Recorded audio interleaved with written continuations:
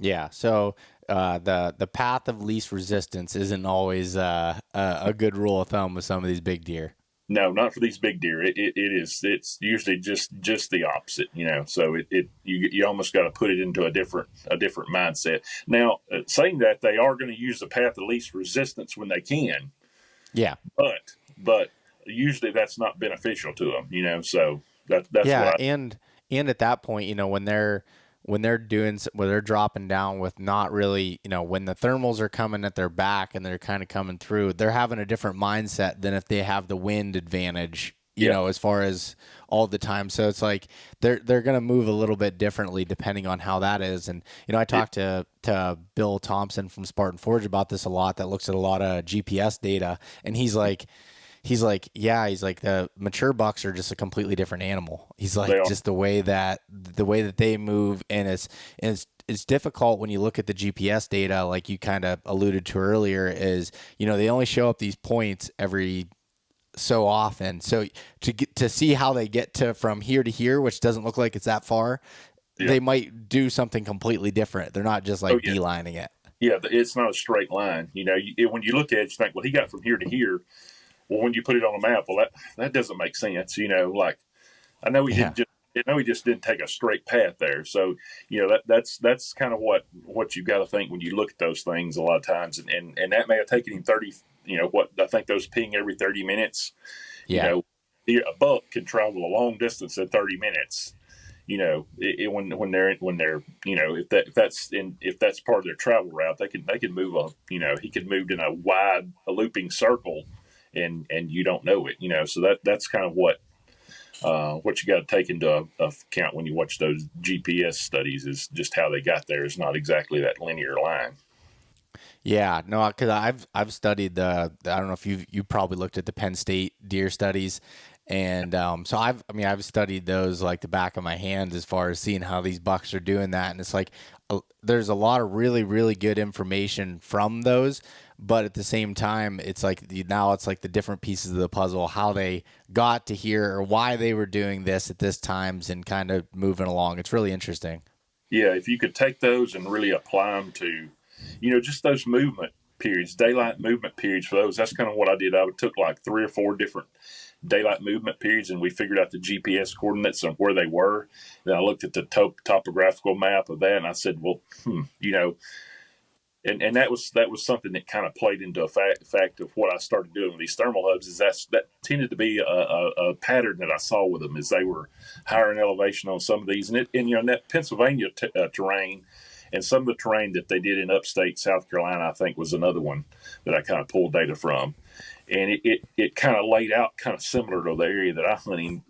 Some of it was a little bit steeper or higher elevation, but it all had the same general look. It Yeah. was different. So when I started looking at it, I said, well, I'm dropping down into those thermal hubs, in that last like 40 minutes of daylight. That was their movement during daytime, So, and that now once you get to rut, everything goes, they still, use the thermal hubs, but they're using them in a way different. This is mainly just focusing on early season in that time period where you're trying to get them in that short window that they have to move. So, Yeah, and also like when you come to the rut, I always think of it. It's like if you gave those bucks a couple beers, like they're still a little bit cautious, but they're like throwing a yeah, little bit more caution to the wind and have a different agenda. they dialed it back just a little bit. Now it's like, okay, I don't have to have it just perfectly. I've got to do what I got to do, and they Yeah.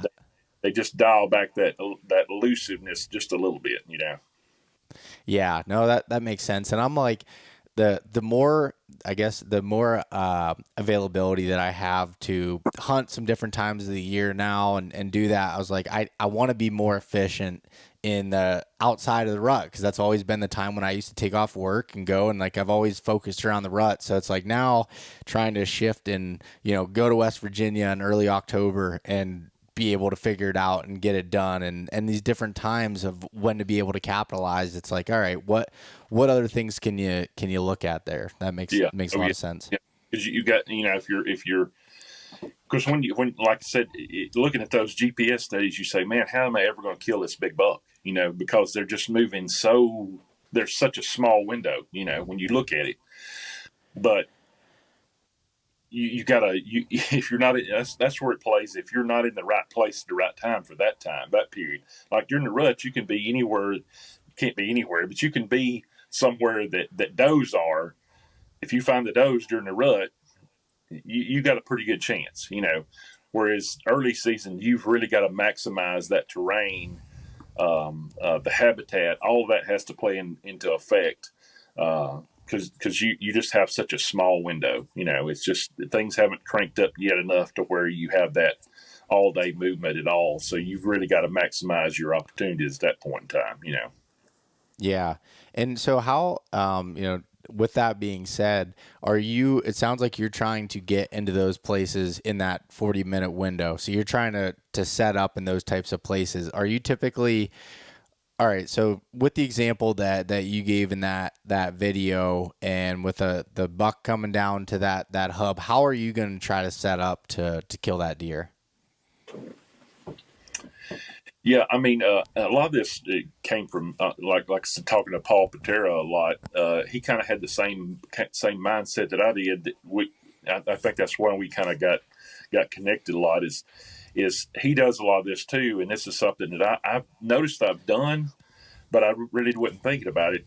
Is he's coming up from the bottom? That's the main thing, is to come up, not rush into the thermal hub and ruin your hunt before you get there. So this would be one where you would want to maybe play a long game and not rush up in there, and you'd want to wait until that last few minutes, maybe the last hour and a half. You probably wouldn't want to push up into the hub itself. Stay on that fallout point and get to the point where you believe you're within range, bow range of where that deer is going to cross, and you'd want to set up downwind, down thermal. Basically, you're not worrying about the wind at all at this point in time. You're just Yeah. worrying about thermal. You're wanting to get below that thermal where he can't, where that thermal is in your favor and dumping out below you, knowing that the buck is above you in the thermal hub. And you really have to, it's one of those times where you just got to get close enough to get that shot where he's going to cross, and not get in there early enough that your scent's going to get pulled up into that thermal hub and he's going to smell you. So you've got to almost wait or predict when that thermal shift is happening. And that's when you make your move into that thermal hub, and just quickly up a tree. Maybe you want to one stick up a tree and just get high enough to get off the ground and just get Yeah. within shooting range of where he's going to cross at that point in time. Because if you push up in there too quick, your thermals are going to be pulling up into his area and swirling into those winds, and you're going to be busted. And I think that's what happens to a lot of people that try to hunt these thermal hubs, is they're trying to hunt them. And that's me. I did the same thing. Yeah. You get No, to the and it was just always just frustrating. It's like, I know this is a good spot. What am I doing wrong? And so yeah. I No, think, I was just gonna say like that I think that's such a good point because I know even one thing I've always made a mistake is I feel like I'm wasting time if I'm not hunting there. Say you have the whole day to be able to hunt. It's like, okay, or maybe your time's better spent scouting and checking cameras in another spot and then move in or set up, off of another spot that, okay, now I can move over. This is my best chance to get in at that point. And it's so hard to it's a lot of discipline to be able to do that. And that's, I'm saying this as I'm working on it. Like I don't have this figured out, and to be able to move in and take advantage of that. And I feel like that's why I've always cause I've a lot of people always ask me, how do you hunt like these bottoms? How do you hunt some of these spots sometimes? And like, for me, my always go-to has been, I just set up right on the stream. Like, so that the thermals are pulling down with the water and everything. But where I come to a problem with that is it's not always, that's more of a lot of times a rut-based thing. Now, I did kill my biggest Pennsylvania deer opening day on doing a setup like that where they were coming down, but a lot of times that doesn't work. So it's like, okay, how can you find these other situations where you can get to it? And from the sounds of it, like where you're talking about there, you wouldn't necessarily be right in the bottom or the mouth of that hub. You might be up just a little bit, but still where yeah, the thermals are pulling down. yeah. I mean, like that particular setup right there, it had a look where the buck was basically bedding at. There's a little rise to his left, that's on the down thermal side, the down the lower end of the thermal hub. There was kind of a little rise there, and so if you got just on the other side of that rise and up a little bit, you could shoot Mm-hmm. down to that point where he came out of his bed and crossed. You'd have, maybe 30, 35 yards, but he couldn't see you. And that's generally in most thermal hubs or most hubs ranges like that, you're going to have a point like that. So you've got to do there's a lot of scouting up to that point that you've got to do. Yeah. Like that's a good time to go in there. I think thermal hubs, if you're going to scout them, a good time to scout them is in that mid morning time because there's probably not a buck using it. He's higher up in elevation at that point in time. So if you're in early season, you want to scout one, go in that 9 o'clock to like 12 o'clock range, that 3 hours, scout it out because he's more than likely not going to be in that thermal hub at that point in time.